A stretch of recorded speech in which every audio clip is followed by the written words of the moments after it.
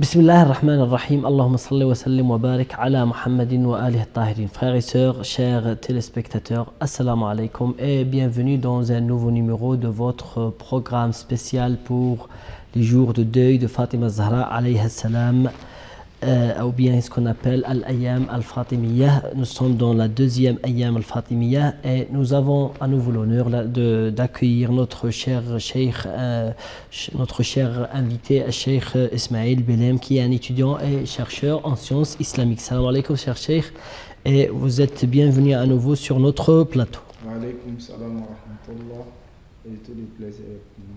Merci beaucoup. La vie de Fatima Zahra alayha salam après son père, c'est le thème d'aujourd'hui. Et voilà, comme vous le savez, chers téléspectateurs, Fatima Zahra alayha salam, elle a souffert après le martyre. Moi, toujours, je préfère de dire le martyre au lieu de dire le décès de son père.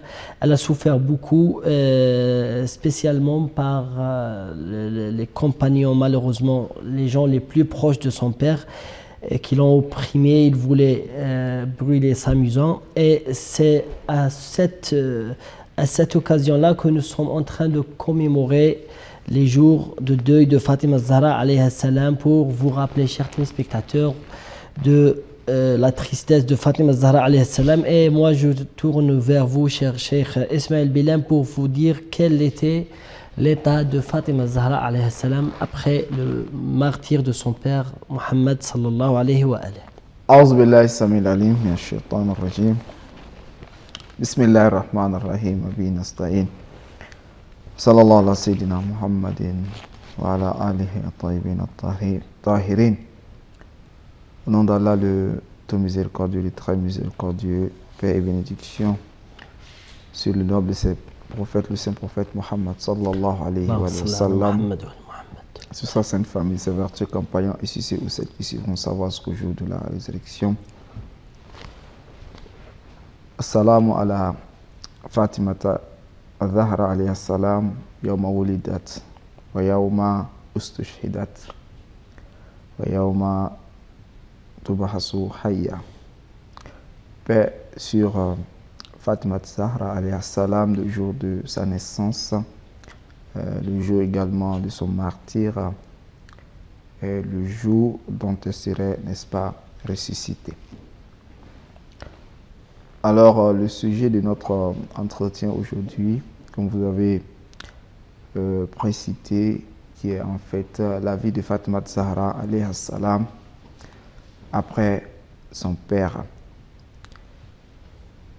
D'abord, il faut dire que, à l'accoutumée, dans la vie même de l'être humain, quand celui-ci qu'il vit ou bien qu'il décède, quand c'est une bonne personne, les gens ont tendance à respecter les enfants, surtout quand ce sont des grandes personnes. C'est une grande personne, en son vivant, il est aimé. Comme il est aimé, ses enfants sont automatiquement aimés. Même souvent, même c'est possible que ceux-ci soient même des malfaiteurs, hein. Mais le fait que ce sont les enfants d'un tel, les gens l'honorent à cause du père. Même étant d'après un proverbe arabe, on respecte même les chiens, ou bien avant de taper le chien, regarde son propriétaire. Son propriétaire, tout vraiment, à fait. Ça c'est pour les chiens. Alors qu'est-ce qu'on dit sur les enfants qui sont, voilà, qui sont infaillibles comme leur père? Effectivement. Alors donc, les grandes personnes, et surtout quand ceux-ci sont beaucoup spirituels, quand c'est des personnes même dans le domaine de la spiritualité. Et puis de deux, c'est possible que quelqu'un nous dise que si le père est bien, que l'enfant n'est pas du tout bien, c'est possible qu'on délaisse l'enfant. Mais Fatima Zahra, ce n'est pas le cas parce que le saint prophète a parlé, n'est-ce pas, d'elle, parlé de sa grandeur, sa valeur, n'est-ce pas, et j'en passe. Bref, pour dire que quel était en fait l'état de Fatima Zahra, alayhi salam, après, n'est-ce pas, son père. Quand le saint prophète Mohammed, sallallahu alayhi wa sallam, bien avant même de décéder, a fait part, n'est-ce pas, à Fatima Zahra, alayhi salam, que, n'est-ce pas, lui, il décidera et puis, comment dirais-je, puis il a parlé, n'est-ce pas, à Fatima Zahra de ce qui l'adviendrait après, n'est-ce pas, son décès. Il a dit que Fatima Zahra, alayhi salam, ça va être la première à suivre le prophète, sallallahu alayhi wa sallam. Effectivement. C'est-à-dire à suivre, c'est-à-dire le fait de mourir. Effectivement. Donc, Fatima Zahra, alayhi salam, entendant que son père, n'est-ce pas, allait décéder, elle était vraiment pas contente du fait qu'elle entend que, n'est-ce pas, son père, n'est-ce pas, décédera. Et du coup, le saint prophète dit que c'est toi, tu serais, n'est-ce pas, la personne qui va me suivre, n'est-ce pas, quelques temps après, n'est-ce pas, mon décès. Et même a fait cas à Fatima Zahra de ce qu'il adviendra, n'est-ce pas, tout juste après lui. Bref, quand le saint prophète Mohammed sallallahu alayhi wa sallam a décédé, Fatima Zahra, elle était beaucoup triste. Elle était beaucoup triste de telle sorte que elle a passé à peu près 7 jours en train de pleurer. Chaque jour, elle ne faisait, n'est-ce pas, que pleurer. Et même, comment dirais-je, Fidda, qui était l'une, n'est-ce pas, de ses servantes, de Fatima. Effectivement, elle en a parlé de ça, que Fatima Zahra, alayhi salam, chaque jour, elle passait son temps, n'est-ce pas, à pleurer. Pleurer, n'est-ce pas, le décès, n'est-ce pas, de son père. Et puis elle pleurait à voix haute, c'est pas à voix basse. Elle ne faisait, n'est-ce pas, que pleurer. La journée, elle pleurait. La nuit également, elle pleurait. De telle sorte que les femmes qui étaient, n'est-ce pas, à Médine, se joignaient à elle afin de pleurer. Vous voyez. Donc c'est pour dire que il y avait vraiment quelque chose. Sinon, ce n'est pas aussi naturel qu'une personne ne fait que pleurer son père matin, midi, soir, à chaque moment. C'est que réellement, il y a quelque chose. Donc Fatima Zahra, alayhi salam, son état était tout à fait, comment on appelle, elle était vraiment abattue par le décès de son père, de telle sorte qu'elle ne faisait que pleurer 7 jours, chaque nuit, et chaque jour, tu ne faisais que pleurer pour le père. Et elle disait que, oui père, c'est toi en fait qui étais là, qui prenait soin, n'est-ce pas, des orphelins, qui a pris soin, n'est-ce pas, de la communauté musulmane. Parce qu'elle savait que qu'est-ce qui adviendra après le décès, n'est-ce pas, de son père. C'est parce que quand tu sais que lorsque une telle personne ne serait plus, voilà en fait ce qui pourrait arriver, n'est-ce pas, comme les conséquences, automatiquement ça te fait pleurer.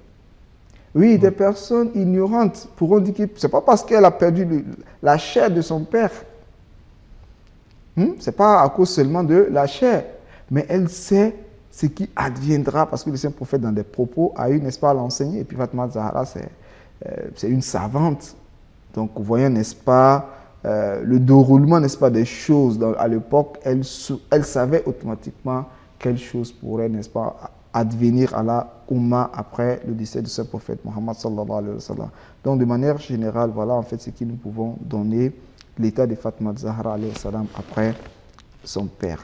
Et merci beaucoup, mais est-ce qu'elle était, Fatima Zahra alayhi salam, dans ce cas-là, est-ce qu'elle était soutenue par les Médinois et quelle était en fait leur réaction vis-à-vis ce qu'a fait le Fatima Zahra alayhi salam après son père, après le martyre de son père? Ok, après le décès, n'est-ce pas, du saint prophète Mohammed sallallahu alayhi wa sallam, et que Fatima Zahra alayhi salam a passé son temps à pleurer, n'est-ce pas, son père, normalement, il était juste que les Médinois se joignaient à elle. Mais est-ce que c'était le cas? Nous disons que non, ça n'a pas été en fait le cas. Oui, il y a des femmes de Médine qui se joignaient, n'est-ce pas, à elle en train de pleurer. Mais les hommes, non seulement ils ne l'ont pas soutenue, de deux, ceux-ci sont venus se plaindre auprès de l'imam Ali. Contre Fatima. Qui a dit, ils ont dit à l'imam Ali de venir dire à Fatima Zahra alayhi salam qu'elle fasse son effort de diminuer, n'est-ce pas, ses pleurs. Soit qu'elle passe seulement la journée à pleurer, ou bien qu'elle pleure la nuit. Mais le fait de pleurer et la journée et la nuit, ça nous dérange. Ils disent que ça nous dérange. Alors que si le saint prophète Mohammed lui-même vivait, il était la première personne à pleurer pour la colère de Fatima Zahra alayhi salam. Parce qu'il dit yuribuni ma yuribuha wa yu'zini ma yuziha. Il dit ce qui fait mal au saint prophète Mohammed, à Fatima Zahra me fait mal aussi à moi. Donc normalement la communauté musulmane, lorsque Fatima est triste, on devrait être également triste. Mais elle est triste pour qui? Pour le fait qu'elle a perdu, n'est-ce pas, son père. Donc c'était le moment où la communauté devrait montrer, n'est-ce pas, leur compétition, comment on appelle, leur soutien, effectivement, à Fatima Zahra. Non seulement ils ne l'ont pas soutenu, mais de deux, ils ont eu, n'est-ce pas, une réaction négative. Ils avaient marre quand même de voir Fatima Zahra alayhi salam pleurer. Tout à fait. Parce en tout cas, peut-être ce que lui dérangeait, c'est pas sa voix, peut-être, mais le fait de ne pas accepter le califat après le prophète. Tout à fait. C'est-à-dire, leur refus, c'était un refus politique. Effectivement. Et ce n'est pas pour le bruit qu'elle faisait. Effectivement.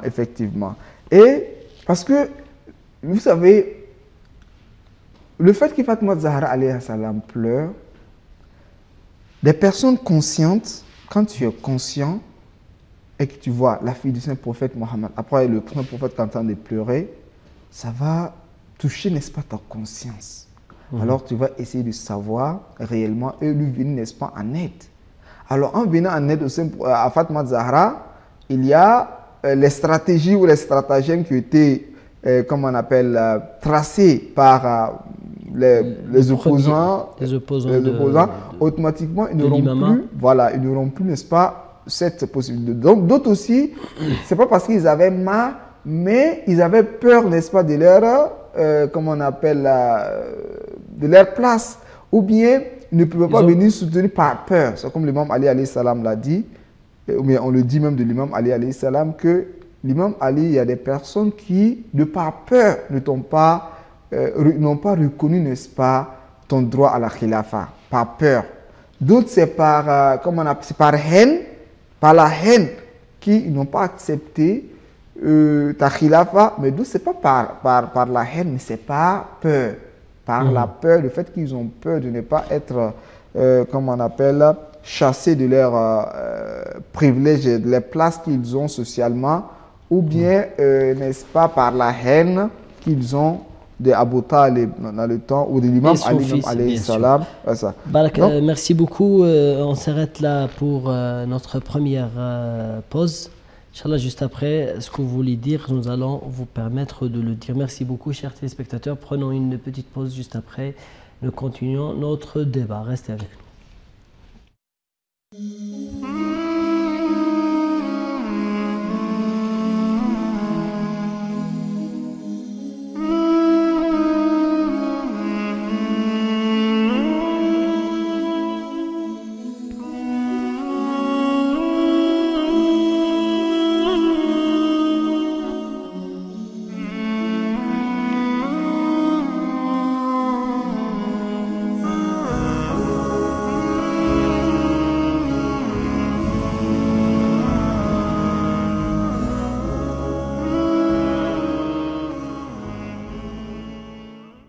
Bienvenue à nouveau, chers téléspectateurs. Toujours, nous sommes en train de parler de la vie de Fatima Zahra alayhi salam après le martyre de son père Mohammed sallallahu alayhi wa alayhi. N'oubliez pas que nous sommes dans la deuxième nuit de l'Ayyam al-Fatimiyya, les jours de deuil de Fatima Zahra alayhi salam. Cher cheikh, maintenant je vous pose une autre question. sur le rôle de Fatima Zahra alayhi salam. Quel était le rôle de Fatima Zahra alayhi salam dans la restitution du droit de son mari Ali alayhi salam, c'est-à-dire l'imam? Ok, alhamdulillah rabbil alamin, quel était ou quel fut le rôle que Fatima Zahra alayhi salam a joué pour restituer, n'est-ce pas, le droit de l'imam Ali, parce qu'elle sait que c'est l'imam Ali alayhi salam qui est l'ayant droit, qui devrait être normalement le calife légitime, bien sûr, le calife légitime du saint prophète Mohammed sallallahu alayhi wa sallam. Mais bien avant cela, il y a en fait un hadith qui a été rapporté de Ibn Abbas. Cet hadith vient de Amali, de Cheikh Toussi. Amali de Cheikh Toussi. C'est-à-dire la dictée de Cheikh Toussi. Effectivement. La dictée de Cheikh Toussi. Dans ce livre, Ibn Abbas rapporte que le saint prophète Mohammed sallallahu alayhi wa sallam, avant, n'est-ce pas, son décès, il dit il a passé le temps à pleurer. Il ne faisait que pleurer. De telle sorte que l'âme a rempli, n'est-ce pas, sa barbe. Ça a mouillé effectivement, n'est-ce pas, la barbe. Donc ça veut dire qu'il a abondamment pleuré réellement. Et on lui posa la question de savoir Ma yubkika ya Rasulallah. Mais ya Rasulallah, ma yubkika. Que te fait, n'est-ce pas, te met dans cet état, le fait de pleurer à ce niveau-là. À ce niveau. Parce qu'une personne vieille, une personne sage, quand elle pleure, vraiment, ça fait trembler, n'est-ce pas, les cœurs. Surtout une personne comme le saint prophète Mohammed. Et le prophète dit Faqala abki li zuriyati.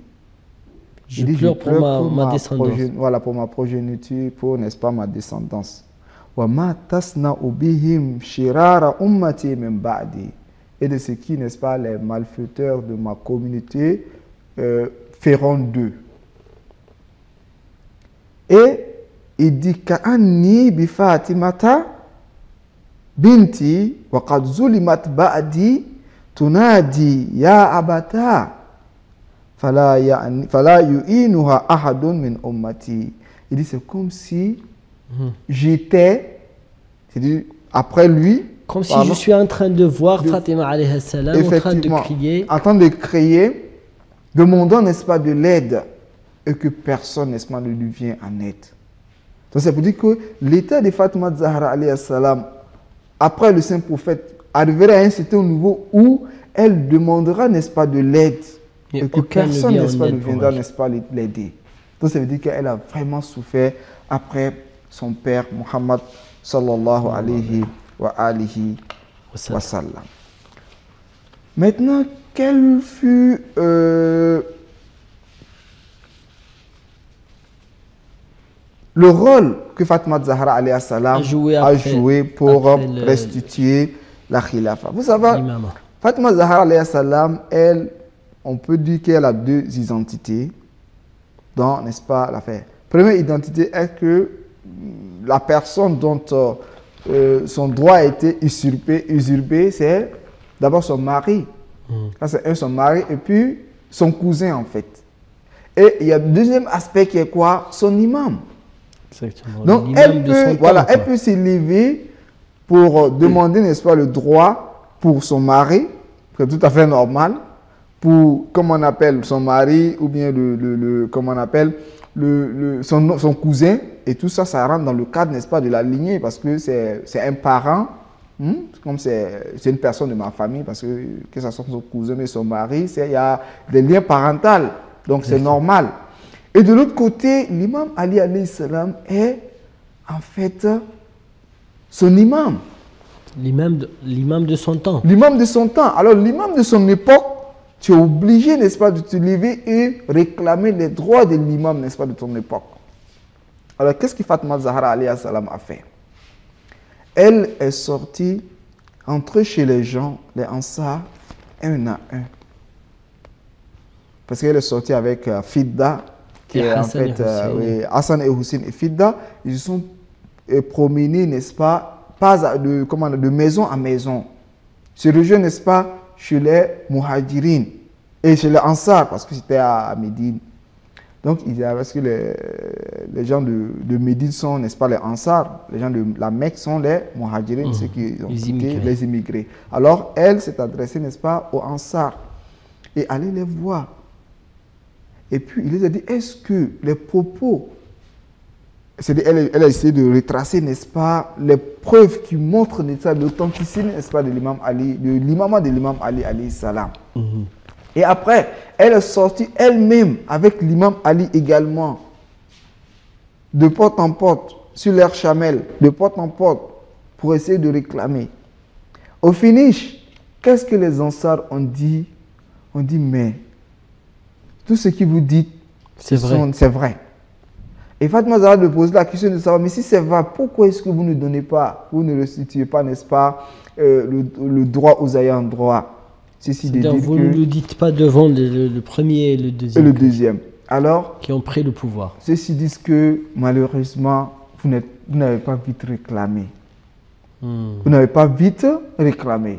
Alors, l'imam Ali alayhi salam de dire, alors, voulez-vous ou espérez-vous que nous allons laisser le saint prophète Mohammed décéder, quand bien même qu'il ne soit enterré, venu se battre pour chercher qui devrait être le successeur du prophète? Est-ce que cela est-il logique de laisser le saint prophète Mohammed décéder? Et pourtant, Mohammed sallallahu alayhi wa alayhi, il a dit dans Ghadir Khoum. Effectivement. Clair et net. Oui. Donc, toutes ces preuves. Il a désigné l'imam Ali alayhi salam après lui. Tout à fait. Pourquoi il se casse la tête maintenant? Il laisse le défunt, il vient pour se battre à cause, n'est-ce pas, du pouvoir. Alors, lorsque l'imam Ali alayhi salam a dit ça, Fatima Zahra alayhi salam l'a soutenu. A soutenu, n'est-ce pas, l'imam Ali alayhi salam dans ce qui, n'est-ce pas, il entend de dire que vraiment, c'est pas logique qu'on laisse le saint prophète Mohammed décéder et aller se battre, n'est-ce pas, pour réclamer. Donc, Fatima Zahra, elle a fait son effort, elle a sensibilisé les gens.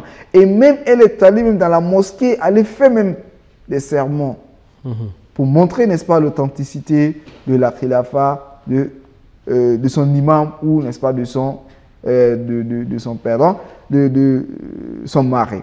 Donc, ici, stratégiquement, elle a fait ce qu'il fallait.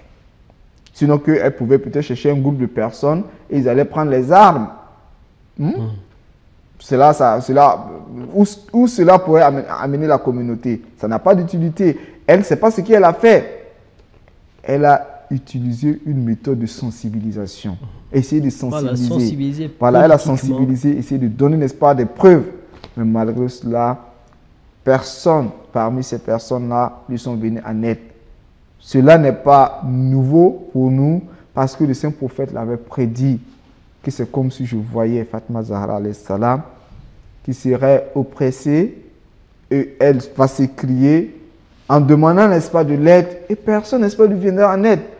Si l'imam Ali, Fatima, Hassan et Hussein se lèvent, et puis c'est eux-mêmes Ahlul Bayt alayhi salam, c'est-à-dire les personnes que le saint prophète Mohammed fait sortir le jour où il y a la demande, n'est-ce pas, l'invocation, n'est-ce pas, de la malédiction sur, n'est-ce pas, les menteurs entre les musulmans et les chrétiens, les personnes qui sont allées représenter, c'est ceux-là. Fatima, Hassan, Hussein, l'imam Ali alayhi salam, c'est le saint prophète qui n'est plus. Sinon, voilà, ce sont ces quatre-là. Ils ont été rejetés. Lorsque le saint prophète Mohammed, comme on appelle, le verset est descendu, Innama yuridullah liyuzba ankum rijsa ahlal bayt. C'est ceux-là, n'est-ce pas, qui sont venus pour montrer que ce sont des personnes pures. Ce sont des personnes purifiées. Donc, ceux-ci, quand ils viennent réclamer quelque chose, normalement, on devrait accepter. Mais malheureusement, ça n'a pas été le cas. Non seulement ils n'ont pas accepté, mais ils ne sont pas venus, n'est-ce pas, en aide à ces personnes-là. Donc, bref, ça peut dire Fatima Zahra, son rôle qu'elle a joué, elle a sensibilisé les gens. On ne peut pas forcer les gens, mais on sensibilise. Elle a sensibilisé, mais les gens sont restés sourds oreilles. Ils n'ont pas écouté aux propos, n'est-ce pas, de Fatima Zahra. Mais en fait, cher cheikh, malheureusement, les malfaiteurs parmi ses compagnons du prophète sallallahu alayhi wa sallam, ils ont pu même attaquer la maison de Fatima Zahra alayhi salam. Ils voulaient la brûler. Effectivement. Est-ce que vous pouvez nous dire quelque chose avant qu'on passe à la petite pause? Effectivement. Vous savez, Parce que quand on parle de brûler, n'est-ce pas, la maison, ou bien de vouloir avoir l'intention de brûler la maison de Fatima Zahra alayhi salam, voilà. Ça, on devrait se retourner un peu derrière pour parler de ce qu'on appelle al-Saqifa. Parce que c'est en fait c'est une suite logique. Parce que quelqu'un peut dire, bon, les Sahaba se lèvent du coup et on dit non, on va brûler. Qu'est-ce qui s'est passé de telle sorte que ils arrivent à ce niveau-là. Voilà, ils arrivent à ce niveau et avoir, n'est-ce pas, le besoin de venir menacer la sainte famille du saint prophète Mohammed en disant que nous allons brûler, n'est-ce pas, votre maison. Ça veut dire lorsque le saint prophète Mohammed sallallahu alayhi wa sallam est décédé, il y a eu un groupe de Sahaba qui se sont rencontrés dans un lieu qu'on appelle As-Saqifa. As-Saqifa, c'est un hangar, c'est un abri qu'on appelle, c'est peut-être pour la famille, la dynastie de Saïd. Donc ils sont allés se rencontrer là-bas et il y a eu une divergence entre les Muhajirin et les Muhajirin et les Ansar. Comment on appelle les Muhajirin, les Muhajirin, qui sont, n'est-ce pas, les immigrés, disent que c'est nous sommes les plus proches, n'est-ce pas, du saint prophète Mohammed sallallahu alayhi wa sallam. Nous faisons partie de sa tribu. Effectivement. Donc c'est nous qui sommes les ayants droit. Donc vous, en tant qu'Ansar, nous vous remercions. Vous avez accueilli la communauté musulmane quand on est venu. Etc., on vous remercie. Etc., mais en fait, vous n'avez pas le droit de gouverner. Effectivement. Ceci étant, eux aussi disent non, que le calife devrait être, n'est-ce pas, du nôtre. Donc, quand il y a eu divergence, une personne s'écria en disant que Minna Amir, Minkum Amir. Que nous, on choisit un Amir parmi nous, et vous aussi, vous choisissez, n'est-ce pas, un Amir. C'est-à-dire les Ansar qui choisissent un représentant, et que les Muhajirin également choisissent, n'est-ce pas, un représentant. Je vous remercie quand même jusque-là. Si vous le permettez, on prend une deuxième pause.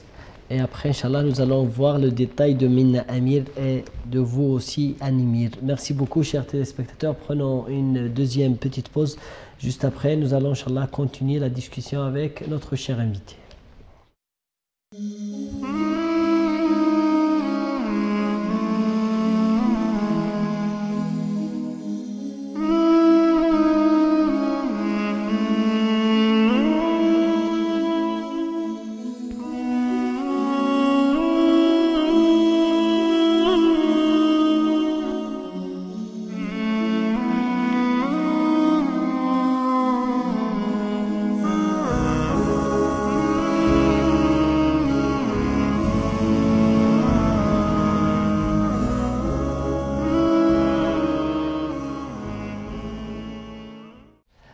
Bienvenue à nouveau, chers téléspectateurs, dans notre troisième et dernière partie, toujours pour ceux qui n'ont pas suivi l'émission dès le début, la vie de Fatima Zahra alayhi salam après le martyre de son père Mohammed sallallahu alayhi wa alayhi. Donc les Ansar, ils ont dit, nous avons un représentant et vous les immigrés, vous aurez un représentant et comme ça on partage la communauté sur deux. Et après, qu'est-ce qu'ils ont dit? Ok. Ceci étant, quand il y a eu en fait une discussion entre eux, en même temps, c'est Abu Bakr et Omar ont rejoint, n'est-ce pas, le groupe. Abu Bakr et Omar, quand ils ont appris, n'est-ce pas, ces informations, ils sont venus retrouver, n'est-ce pas, le groupe. Quand ils sont venus trouver ce groupe, n'est-ce pas, dans ces discussions, dans ce dilemme, alors, Abu Bakr, qui dit, n'est-ce pas, à Omar, de tendre sa main, afin que je puisse, n'est-ce pas, te faire allégeance. Pour qu'il n'y ait plus de discussion. Parce que quand il y a des discussions, on vient, on choisit une personne, si on a choisi une personne, c'est fini. Tout le monde vient porter, n'est-ce pas, allégeance, et puis c'est fini. Alors, Abu Bakr de demander à Omar, et Omar dit à Abu Bakr que moi je ne mérite pas la succession du prophète alors que toi tu es vivant. Bon, en fait, tandis que toi tu es, n'est-ce pas, le second des deux de la grotte. Parce que dans la grotte, comme il est dit, n'est-ce pas, c'est les frères sunnites, c'est Abu Bakr, le saint prophète qui était là-bas. Sahibihi, Sanil Isnain. Ils ont toi, tu es le second, n'est-ce pas, des deux. Tu es l'un, n'est-ce pas, des deux qui étaient, n'est-ce pas, donc, c'est toi, tu es l'ami, comment dirais-je, l'ami proche. Le binôme du prophète, en fait. Effectivement. Alors, il voulait le nommer comme Voilà. ça devant les Donc, voilà. compagnons. Donc, il a dit non que Moudiadaka Obaïk. Il demande à Omar, qui demande à Abu Bakr de tendre la main afin que je puisse te porter allégeance, te faire allégeance. Alors, du coup, il a porté allégeance à Abu Bakr. Quand il a porté allégeance à Abu Bakr, qu'est-ce qu'il a fait? Il a fait sortir son épée et a dit que celui qui ne porte pas allégeance, je tranche sa tête. Donc, celui qui refuse, je tranche, n'est-ce pas, sa tête. Et voilà pourquoi Abu Bakr, même dans un de ses propos, il dit qu'Ana bayatna li Omar, qui dit qu'Ana bayatna li Abu Bakr, faltatun min faltatil jahiliya, wa kana Allah sharra zalik. Il dit notre allégeance qu'on a portée, n'est-ce pas, à Abu Bakr était quelque chose, c'était en fait. Falta, c'est comme si une faute, quoi. Effectivement. C'est une faute que Allah nous a préservé. Que nous en préserve, voilà. Sa malheur. Effectivement. Vous voyez? Donc, après, qu'est-ce qu'ils ont fait? Ils ont demandé à tout un chacun de venir porter allégeance. Donc, beaucoup d'hommes sont venus porter allégeance. Alors, vite fait, ils ont réglé le problème. Effectivement. Alors maintenant, il restait qui? Il restait Ahl al-Bayt alayhi salam et quelques compagnons. Quelques compagnons, n'est-ce pas, qui étaient plus rattachés à l'imam Ali alayhi salam. Alors qu'est-ce qu'il faut faire? Il faudrait que ceux-là viennent porter allégeance. Et aussi, ils ont refusé. Et ils ont refusé. Ahl al-Bayt également ont refusé. Alors qu'est-ce qu'il faut faire? Il faut leur obliger à venir porter, n'est-ce pas, allégeance à Abu Bakr. Soit lui demander à l'imam Ali de porter allégeance, l'imam Ali alayhi salam a refusé. Donc qu'est-ce qu'il faut faire? Omar qui envoie, n'est-ce pas, un groupe de personnes avec Konfouz. Voilà, et Konfouz qui était un des esclaves un des serviteurs de Omar. Alors quand ils sont arrivés, ils ont demandé que Fatima Zahra alayhi salam, c'est demandé à l'imam Ali qu'il sorte pour venir, n'est-ce pas, porter allégeance. Vous voyez, l'imam Ali a refusé. Alors, donc, quand il a refusé, qu'est-ce qu'ils ont fait? Ils ont menacé la famille. Que si vous ne sortez pas, nous allons brûler, n'est-ce pas, la maison. C'est de quelle maison il s'agit? La maison de Fatima. La maison de Fatima Zahra alayhi salam. Alors que cette maison, lorsque le verset est descendu, Innama yuridullah liyuzhiba ankum ar-rijsa ahlal bayt wa yutahhirakum tathiran, que Dieu ne veut que purifier les gens de la maison d'une purification certaine, le saint prophète Mohammed, chaque Fajr, chaque l'aube, avant la prière de Fajr, il passait devant passait là-bas, il disait Assalamu alaykum ya ahlal bayt, que la paix de Dieu soit sur vous, soit sur aux gens vous, de la famille prophétique. Que la paix de Dieu. Durant 6 mois, c'est ce que le saint prophète Mohammed faisait. Des personnes qui viendront prétendant être les compagnons du prophète vont s'arrêter, au lieu de dire paix, on dit Abba à la Sainte Famille, nous allons vous brûler si vous ne sortez pas.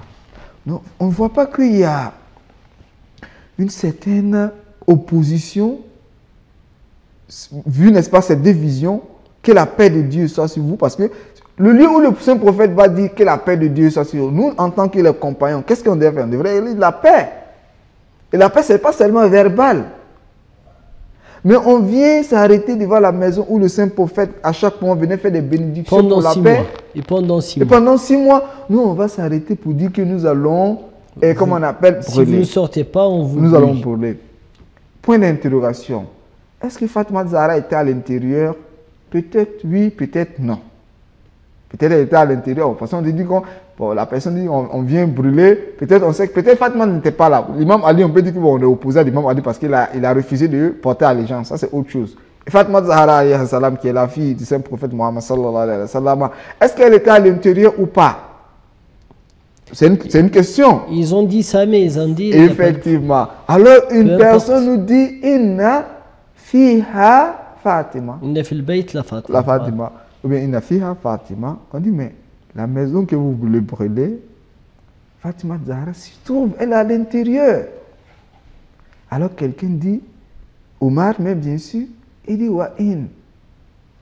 Autrement dit, Fatima Zahra est à l'intérieur. Même si Fatima Zahra à l'intérieur, tant qu'il ne sort pas pour faire allégeance, je vais brûler la maison.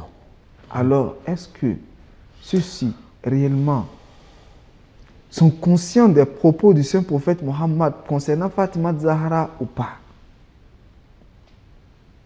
Voilà pourquoi nous allons constater que ces personnes vont beaucoup regretter quelque temps, n'est-ce pas, après la fin de leur vie. Ici, nous voulons en fait ramener, n'est-ce pas, la conscience.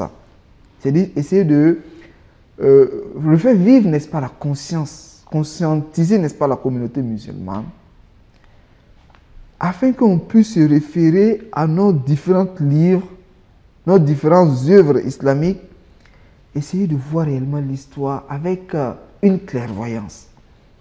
Est-ce que réellement, les histoires qu'on nous explique, est-ce que c'est réel ou c'est faux? C'est forgé par les chiites. Par les chiites. Il faudrait qu'on passe. Mais souvent, on nous dit non, que c'est la page noire de l'histoire.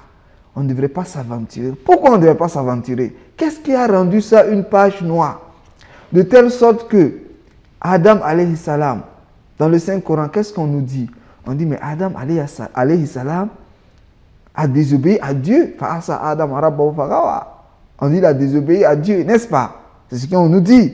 Et tout le monde en parle, qu'il a désobéi. Il n'y a aucun problème. Il n'y a aucun problème.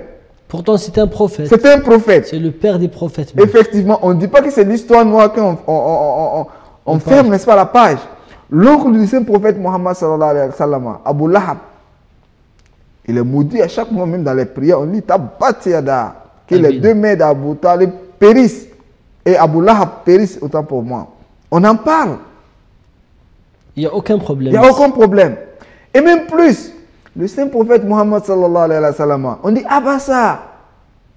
Ils attribuent ça. Effectivement, bon, en tout cas, on dit ça c'est le prophète. n'existe pas chez nous. En fait. Effectivement, c'est les chiites, ils disent non, ce n'est pas le prophète parce que le saint prophète ne peut pas se contradictoire avec la morale du prophète. Du saint prophète Mohammed sallallahu alayhi wa sallam. Il n'y a aucun problème. Il n'y a aucun problème. On dit que c'est le prophète et on utilise même on essaie de forger des preuves pour prouver que c'est lui. Ce n'est pas l'histoire noire. Oui, on peut en parler. Mais quand il s'agit d'un compagnon, c'est interdit. La ligne rouge, il ne faut pas le dépasser. Effectivement. Et même on crée un groupe qu'on appelle les défendeurs, n'est-ce pas, des droits des compagnons, de telle sorte que les chiites sont massacrés. Pourquoi? Parce qu'ils insultent les sahaba. Le fait d'expliquer ce qui a eu lieu, et même ce qui se trouve même, passe dans les livres, que ce soit, n'est-ce pas, Al-Imam Al-Siyas, Al-Ibn Qutayba, et même dans le livre même dans Bukhari, parce que lorsque Fatima Zahra, on dit Fatima Zahra est décédée étant n'est-ce pas, en colère contre Abu Bakr et Omar. Ça se trouve, n'est-ce pas, dans les livres. Alors donc, il y a des choses, quand on en parle, on dit non, on n'a pas besoin, n'est-ce pas, d'en parler. Qu'on parle, n'est-ce pas, de la positivité et on laisse, n'est-ce pas, le négatif. Mais est-ce que ces compagnons, oui, ce sont des personnes de grands, c'est vrai, les compagnons de manière générale, est-ce que ceux-ci vont le statut du saint prophète Mohammed, le statut des grands prophètes? Bien sûr que non. Pourquoi les défauts et les erreurs attribuées aux prophètes peuvent être dites alors que les erreurs attribuées, n'est-ce pas, aux compagnons ne devraient pas être dites? Pourquoi? Pourtant, ce que vous attribuez aux prophètes, ce n'est pas vrai. Hein. Ce n'est pas vrai. D'après l'école d'Ahl al-Bayt, tout ça, c'est déjà répondu. Il n'y a aucun problème sur les prophètes. Aucun parmi ces, soi-disant, ces fautes, ces erreurs, ces péchés-là n'est véridique parce qu'il y a quand même une interprétation là-dessus. Bon, en tout cas, c'est ça le problème et c'est ça ce qui nous pousse aussi à faire ces émissions, ce genre d'émissions. C'est pour voilà, revivre la conscience des gens, pour qu'ils voilà, lisent très bien l'histoire et comprennent vraiment où est le vrai et où est le mal. Merci beaucoup, cher Cheikh, pour le fait que vous avez accepté notre invitation sur ce plateau. Qu'Allah vous récompense, et vous aussi, chers téléspectateurs. Merci beaucoup de votre fidélité. On se verra demain, Inch'Allah. Merci beaucoup. Assalamu alaikum wa rahmatullah.